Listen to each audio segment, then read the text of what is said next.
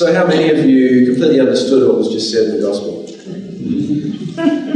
Good. Excellent. It's a bit of a tricky one, isn't it, this morning? I thought I'd start with a little bit of a true story. I apologise if you've heard this story before. It did get around a little bit, and I may have said it very early last year. But it's an important story.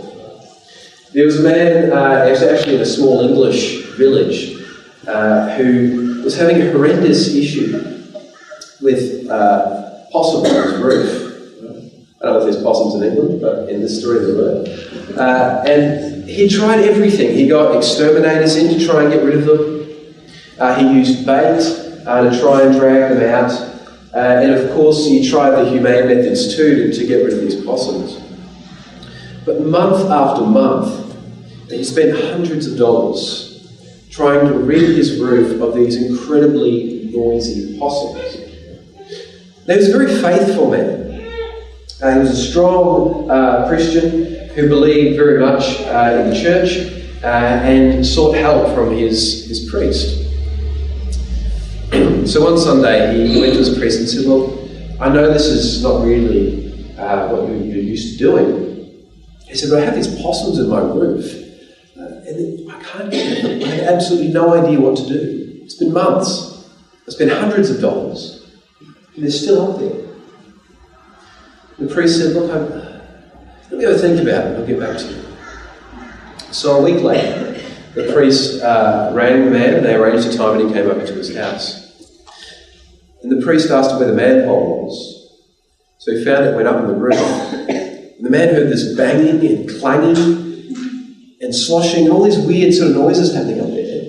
And then silence. There was no noise anymore. No scratching of possums, no banging, no clanging. And the priest came down and said, "That should fix your problem." The man said, "What on earth did you do?" He said, "I just baptised them, you never see them again." Sure, that might be a little bit pessimistic, but it kind of hits the heart of what I want to talk about this morning. Now, that incredible reading we just had from John is the end of his farewell discourse, right? He said farewell to his disciples as they were going to be. And he's talking about this incredible sort of oneness, this wholeness that he prays for with his people. Now he prays for himself. He prays for his disciples, those who are there with him. One of the most remarkable things is he then prays for all of those who will come to believe through their word. You know what that kind of means, right? He prays for all of us as well. Christ's prayer is for his disciples, but also for each and every single one of us. That might not seem sort of earth-shattering, it might not seem remarkable, but if we sit and we think on this for a while, that means Christ is praying personally for each and every single one of us. What an incredible gift. What amazing grace.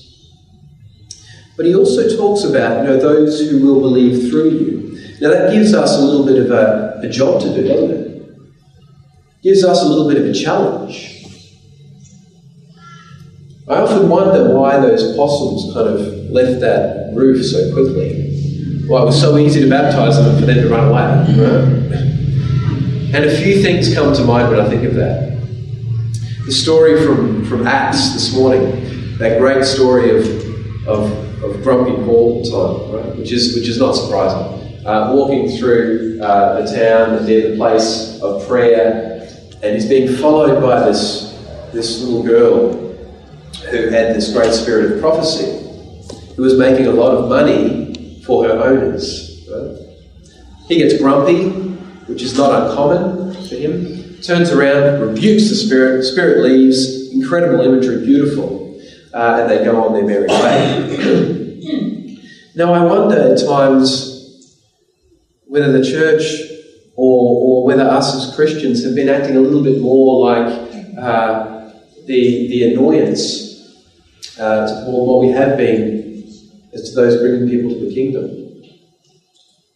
Now that isn't maybe about us sitting in the pews, and hopefully not so much about me, but the idea that she was bringing wealth to her owners reminded me of the idea that certain preachers need people to commit so they can buy their next private jet. Now that's not a joke, I'm not making that up. It's a very real argument that's been made only a few years ago. And the quote from the preacher was, if you don't understand why I need a private jet, you don't understand the gospel. You can't make this up, right? It's comedy that writes itself, but it's tragic. Okay? And the thinking is, well, if we're charged to take the gospel to the nations, to all the people, to preach, to proclaim, well then we need to do that in the most effective way possible. And how do we get to all these other countries without a plane? Right? And we can't rely on the unreliable normal airlines. We need to be able to leave at the drop of a hat. And it's my powerful word that can proclaim it to the people. So why would you not support that? In fact, if you're not supporting that, then you're not supporting the spread of the gospel throughout the world. That's horrific teaching, isn't it? I mean, that's pure manipulation. But the truth is, we are called to spread the gospel. As people of Christ, as Christian people, as people who try our hardest to follow Christ's teaching, we're called to share that teaching with all of those around us. And I wonder, and this is absolutely as much for me than anybody else here or watching, the question, when was the last time we actually did that to people? When was the last time we actually spoke about our faith? Not to people in the church, but to people outside the church. When was the last time we dared to mention the name Jesus to others? I know for me, I find it really quite hard at times. I'm not going to pretend like it's easy. And there's a couple of very good reasons why we find this hard. How many of you have heard the saying, in polite society, you shouldn't speak of religion and politics? The only problem with that is they're the two driving forces of our lives most of the time. Politics shifts exactly, how we live in a society. It can make major changes and upheavals to how we live in a nation. Religion, our faith, as much as we sometimes forget about it or overlook it, actually dictates a lot of the decisions we make. Or plays into our guilt. If we decide to put that faith and that belief in Jesus aside and make different choices. So it affects every single area of our lives. I don't know if I spoke about this last week. If I did, I apologise, but there's a couple of other dangerous areas, like saying, well, I wrote this song. I think it's a nice song. You tell me what you think about the song. And then if they like the song, they say, oh, yeah, it's nice. And you say, well, it wasn't really me who wrote it. It's the Holy Spirit who was working through me. I can't take any credit for that. Right? I've heard that multiple times. And in fact, I used to say it once or twice when I was a young teen. There's just a couple of problems with that. What happens if you didn't actually like the poem or song or the piece of theology written? You're no longer arguing with that person. You're no longer saying to that person you didn't like it. You're saying to the Holy Spirit or to God you didn't like it. You can't do that. It takes all of the onus off the author. It's no longer the author you're talking to, it's God through the author. And the other way of thinking of that is it becomes a defense mechanism. Right?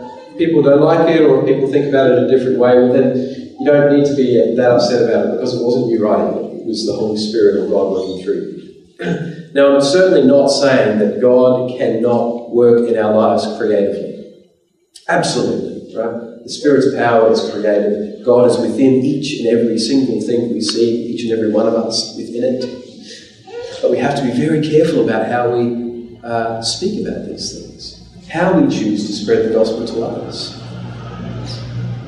But we still need to do it. So how do we do that? How do we spread this gospel? Well, I think as Christians, one of the most powerful ways to do that is to look at the example of Jesus. Right?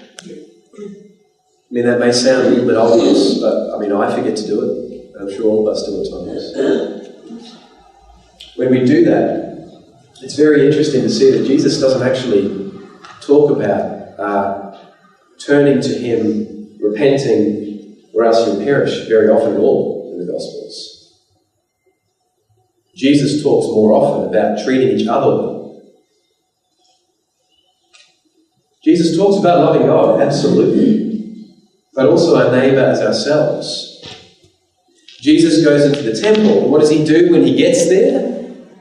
He drives out the moneylenders with cords, depending on which version you read in the Bible.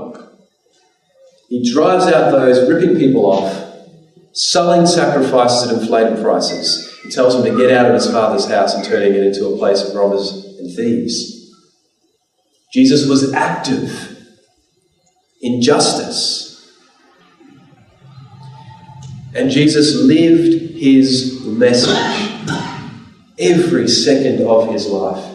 He brought healing. He brought freedom for those who felt they were trapped in bonds. He gave life back to those who felt like the dry bones in Jeremiah's valley. He lived his message. That's what we're called to do as Christian people. We shouldn't be afraid of speaking about our faith, of course. We should not be afraid of speaking of Jesus in public. That doesn't mean we harass people about Jesus. It doesn't mean we bring it up the first thing that we talk to about Jesus, because that turns people away, right? This isn't a sneaky ploy to try and get them around to talking about Jesus, but we live our lives in a way that makes people stand up and take notice. We live our lives in a way that makes people want to know what gives us the passion to do so. And that's a life of love and inclusion and acceptance and that difficult work of love. I was talking to a friend a couple of weeks ago, and the friend rightly said, they've gone through formation too, you know, what were some of the most spiritual experiences in your life? I could have said retreats. I've definitely had great experiences on them, and many of you would have had experiences on holidays when you felt free and maybe Spirit spoke to you. I could have spoken about many books that we've read, sermons that have been heard. You know what I said to him? I said to him, my time working at McDonald's. And I meant every single word of it. The most spiritual experiences in my life were working in a McDonald's store. Under the leadership and mentorship of a man who never, I think, spoke the word Jesus, but lived a more deeply spiritual and Christian life than just about anybody else that I've met to this day. A man that when people were just dropping litter in front of him in his car park, the owner of the store would just go out and pick it up in front of him and say, I'll put this in the bin for you, it's fine. Have a great day. A man who, when he was abused in the drive-thru, would ask the person, how they going? What's their day like? You seem like you're having a bit of trouble. Would you like this meal free? A man who, when asked to make a certain amount of product for a school that was struggling, would make that amount of product 25% more and then charge them about half less.